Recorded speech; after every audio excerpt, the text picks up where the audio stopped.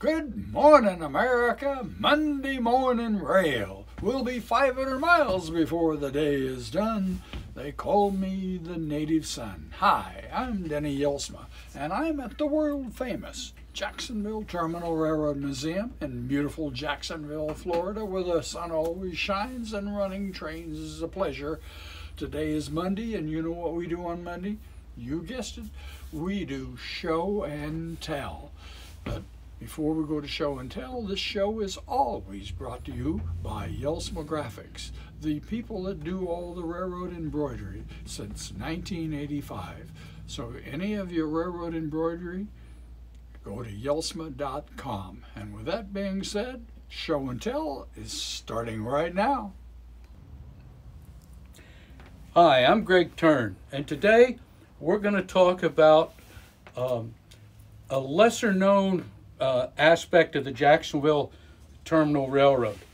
I think most people are familiar with the passenger terminal. Jacksonville, for many years, served more long-distance passengers than any other station in the United States. Now, it's true that few of them actually either began or ended their journey in Jacksonville. Most of them were on through trains. They either just passed through with a short stop, or they may have stayed at the station waiting for connecting trains, or they may have been on cars that were switched out of their train into other trains to reach their final destination. But that's what most people think about when they think about Jacksonville Terminal.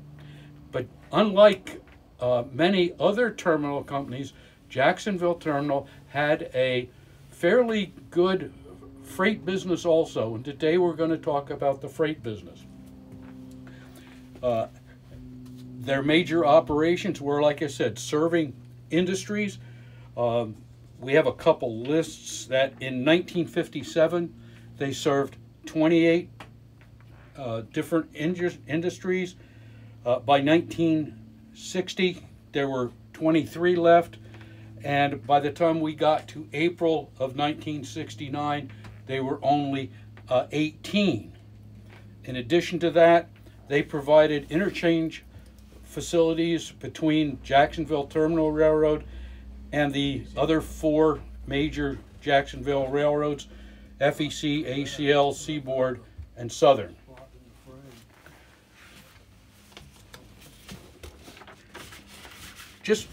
And the information that I'm going to give comes from some paperwork that we have here at the Jacksonville Terminal Railroad Museum that was taken after the terminal closed, and it's got some very interesting things in it. So we're going to talk about first some general information. Okay, in July of 1956, Bulletin T-126 was issued.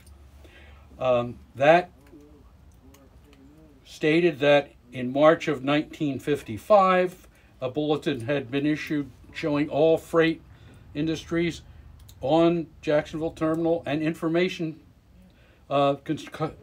covering spotting cars.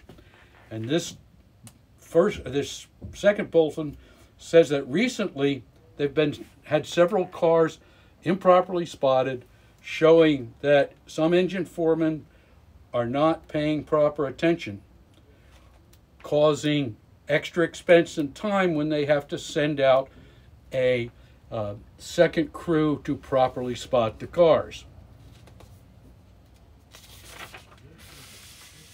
Okay, there was Bulletin 158, October 31st, 1956.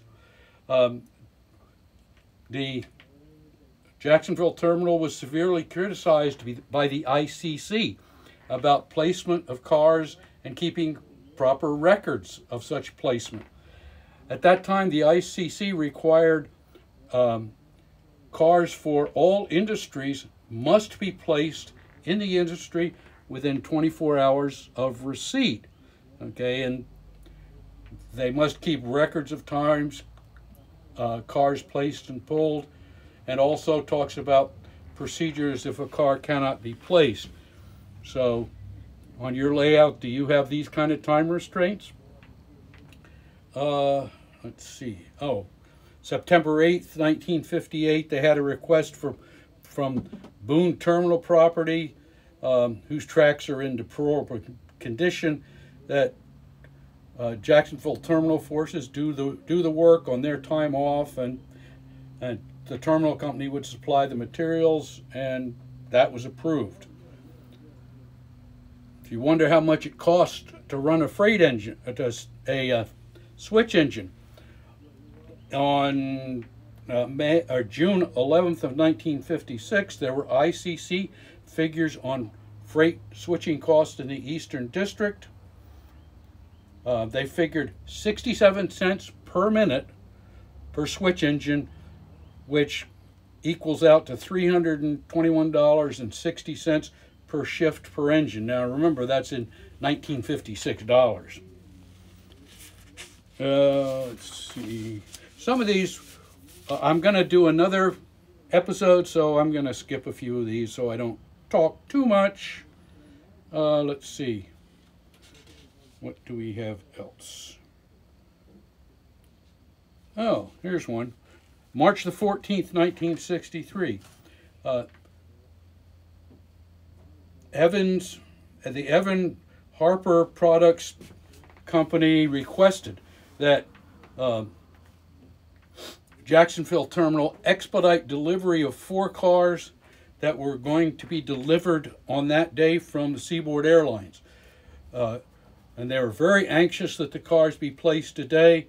And there was a note on there that they were received by the airline, or by Jacksonville Terminal at 3:50. And I would assume that at this point they would have been switched as quick as they could to this customer. On May 29th, ACL called up and said, "We sent you car Pennsylvania Railroad 2244 in error." In fact, it arrived at 6:45, and ACL called and said, "Please send it back. We sent it to you in error." So it was placed on track TY10, which we'll talk about a little later, for ACL pickup by 10:45. Okay, that's enough of the general information. Okay, Jacksonville Terminal Railroad freight operations were centered around 2 yards. One was called YH, and that one was an 11 track yard. Okay. In 1957, it was primarily used for interchange between the FEC and the Seaboard, and obviously to Jacksonville Terminal. Tracks were assigned 1 to 6, Seaboard to FEC. Track 7 was Seaboard to Jacksonville Terminal. 8 and 9 were outgoing traffic to the FEC. And 10 and 11 were, again, Jacksonville Terminal to the Seaboard, plus any bad order cars. And just for whatever, we have a joint yard checklist from 8 o'clock, and in TY yard it shows on track 1 there were 6 refrigerator cars. Track 2 there were 5. Track 5 had 1, 2, 3, 4, 5, 6 box cars, all Seaboard Airline. Track 3 had a whole bunch of box cars for ACL. Now, a bunch of them have the word BO after them. I assume that means they were bad ordered. And track 4, 6, 7, 8, 9, 10, and 11 were open. At 1 o'clock, we see the same cars on track 1, same cars on track 2, same cars on track 3, same cars on track 5. But track 7 now must have had a delivery, because we have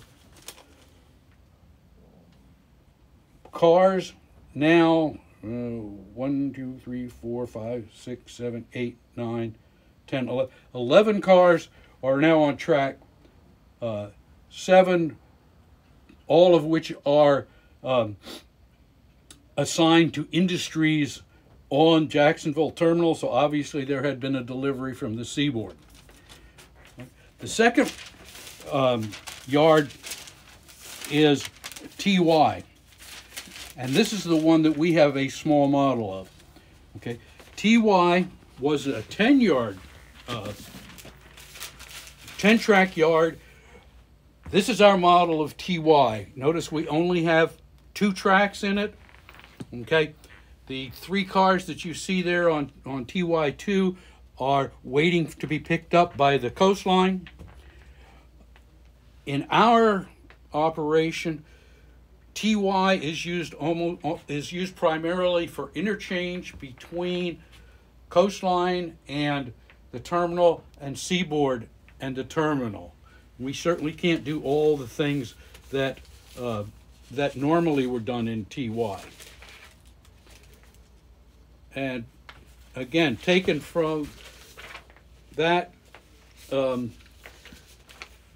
TY again had tracks 1 to 6 labeled for interchange and 7 to 10 for industries. Again, on 8 o'clock on April 30th, 1959 in TY, tracks 1 to 3 were open. Track 4 had cars for the Southern Railway. Tracks 5, 6, and 7 were open. Track 8 had 2 cars for the ACL. 9 had cars for the Southern Railway, and 10 had cars for the ACL. They don't tell me how many or what they are. At 1 o'clock, tracks 1, 2, 3, 4, 5, and 6 were open. Track 7 had cars for A and P delivery. Track 8 had cars, again, for delivery to industries. 9 was open, and 10 had a couple of cars. So, and we're going to come back to A and P on one of our later ones. Okay, one of the industries that that they switched, one of the main ones was the Atlantic Cold Storage Company. You can see that is behind our TY. Okay, at one time, Atlantic Cold Storage had an icing station for refrigerator cars.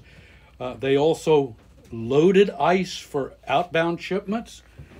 As you can see now, our Atlantic Cold Storage is after the icing platform was removed. Some interesting things about Atlantic Cold Storage, and hopefully some of these things, oh, we're getting a little long in the tooth.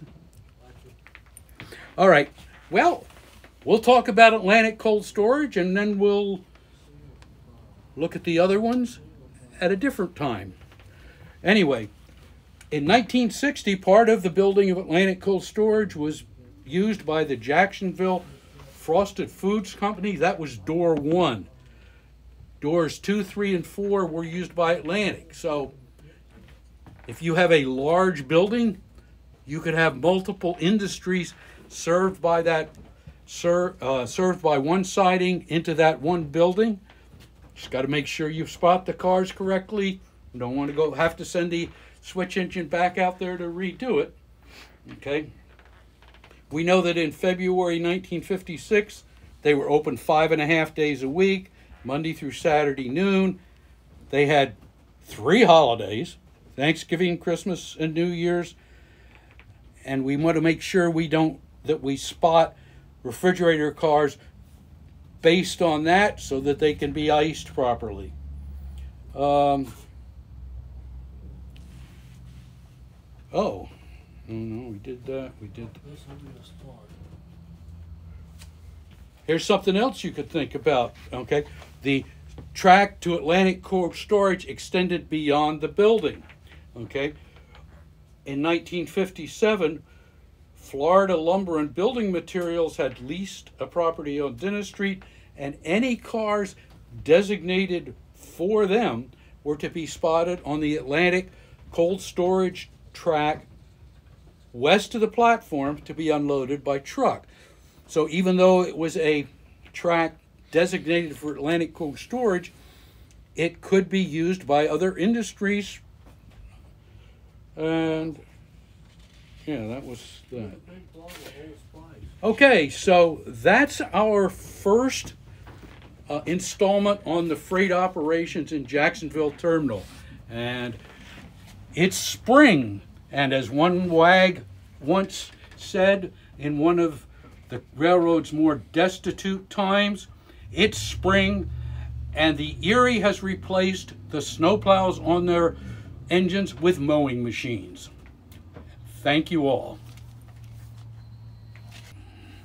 Well, thank you, Greg. That was very interesting, and that was part one of the Jacksonville Terminal operations. And we're going to have a part two next week, and it will go into more operations of the Jacksonville Terminal Railroad itself.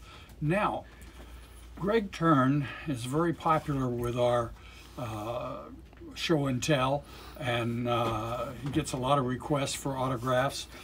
Greg has a 8x10 glossy that he will sign and put a little note on it there for it. He takes and will sign autographs on Monday between 7 and 7:30 in the morning. And that's when Greg will do the signing of the autographs. And that's the way it is at the world famous Jacksonville Terminal Railroad Museum in beautiful Jacksonville, Florida, where the sun always shines and running trains is an absolute pleasure.